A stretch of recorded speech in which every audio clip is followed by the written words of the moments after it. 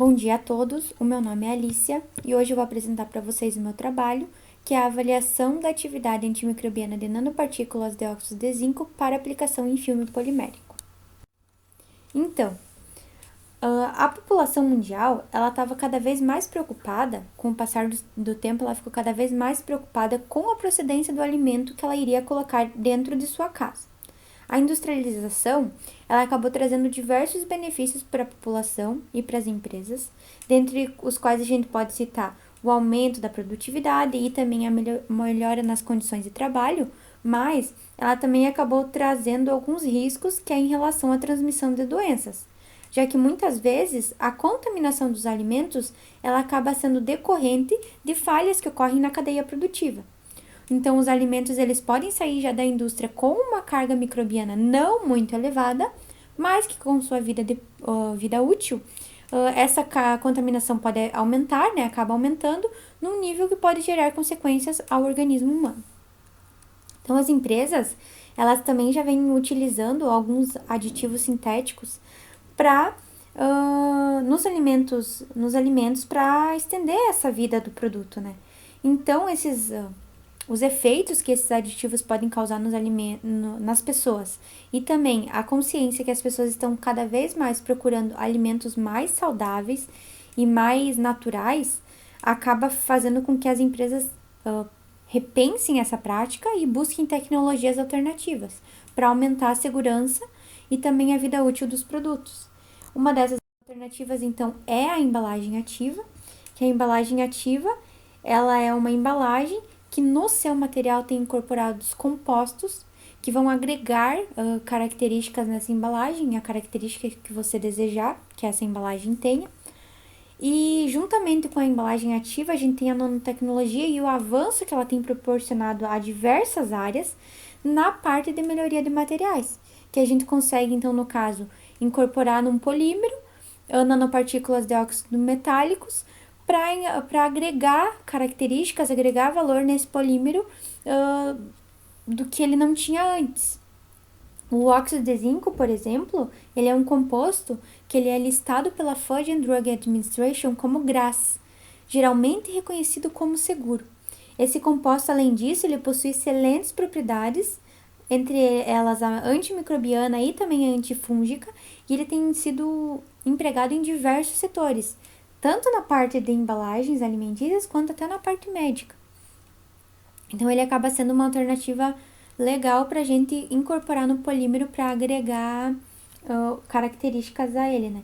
No nosso caso, propriedades antimicrobianas para tentar estender e inibir o crescimento de micro-organismos no alimento e estender a sua vida útil. As embalagens também, em geral, elas são produzidas a partir de materiais poliméricos que são provenientes de fontes não renováveis.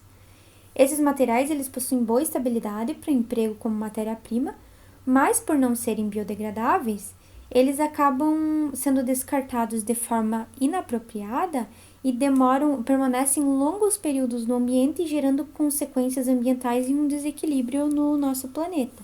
Então, com isso, os materiais poliméricos acabaram se tornando um problema devido ao descarte inapropriado, né, que acaba ocorrendo, né, e por esse motivo os pesquisadores e as indústrias vêm buscando alternativas para minimizar esses impactos. E uma das alternativas é a utilização de polímeros biodegradáveis e ele tem a biodegradabilidade aliado à sua viabilidade técnica e também econômica.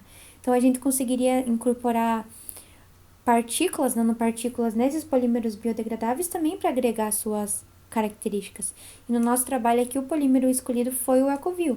Então, a gente vai testar qual é a eficácia das nossas nanopartículas produzidas, quando comprovada essa eficácia, para a gente incorporar dentro do polímero para fazer filmes poliméricos. E esse polímero seria o Ecovil. Como objetivos, a gente tem obter as nanopartículas de óxido de zinco e depois de obter elas, a gente vai avaliar a atividade dessas nanopartículas frente a bactérias e fungo. A gente vai usar o Staphylococcus aureus, Escherichia coli e o Penicillium. Então, quando comprovada essa atividade, a gente conseguiria prosseguir a pesquisa para incorporar essas nanopartículas no filme polimérico e fazer uma embalagem antimicrobiana. Aqui na metodologia a gente tem então a parte de obtenção das nanopartículas de óxido de zinco. Primeiramente a gente utiliza duas soluções, hidróxido de sódio e nitrato de zinco. A gente goteja a solução de nitrato de zinco no hidróxido de sódio, aquecimento a 80 graus e com agitação. Depois que terminou esse gotejamento, a gente deixa essa solução em aquecimento por mais 1 hora, filtra o precipitado que formou, filtra a solução para ter um precipitado, e esse precipitado assim, a gente seca em estufa e depois coloca na mufla para obter então as nossas nanopartículas, que é o nosso aditivo que será incorporado no polímero, e a gente vai testar então se ela tem ou não atividade antimicrobiana para comprovar. Aqui é a parte então da metodologia da avaliação antimicrobiana. Ela foi realizada tanto para fungo quanto para bactérias. O que muda de uma para outra é a técnica então de difusão em orifício. O que muda é a parte de inoculação, né, da parte da concentração do nosso inóculo. Para fungos a gente usou 10/5 UFC por ml, para bactérias 10/8 UFC por ml.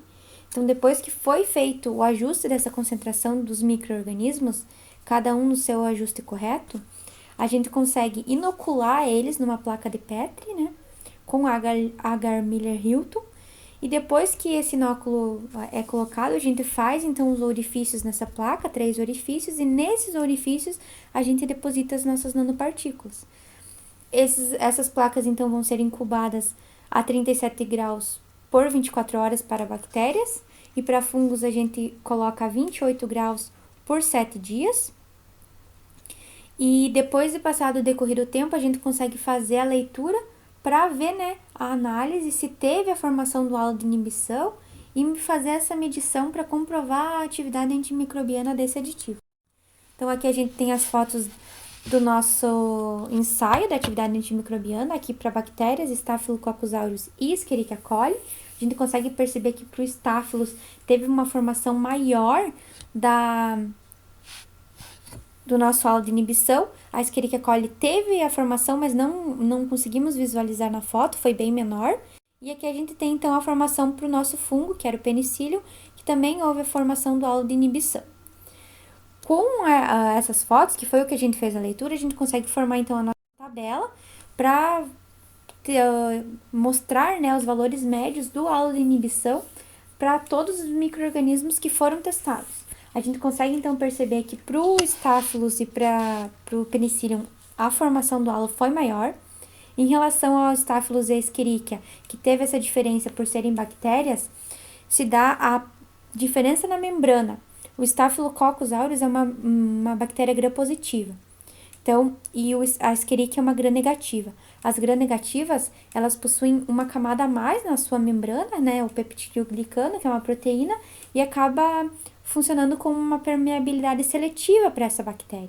Isso acaba dificultando a entrada de compostos, como foi o nosso caso, de se difundir ali o zinco para formar um halo de inibição maior. Então, o Staphylos, ele teve essa formação do halo maior porque ele não tem essa permeabilidade seletiva que é proporcionada pelo peptidoglicano que as grãs negativas têm. E o penicillium também a gente teve, então, uma formação boa do halo de inibição. Com isso, a gente conseguiu provar, né, que teve sim atividade antimicrobiana o nosso aditivo, as nossas nanopartículas de óxido de zinco, tanto para bactérias quanto para fungos. E com isso a gente consegue incorporar então o óxido de zinco no polímero para obtenção dos filmes poliméricos com o Ecovil e com ação antimicrobiana, que é o que a gente quer. Aqui estão algumas referências do nosso trabalho. Eu gostaria de agradecer ao Chapecó pela estrutura, né, e a bolsa, e também ao PIBIC CNPq pelo auxílio financeiro prestado. Muito obrigada a todos.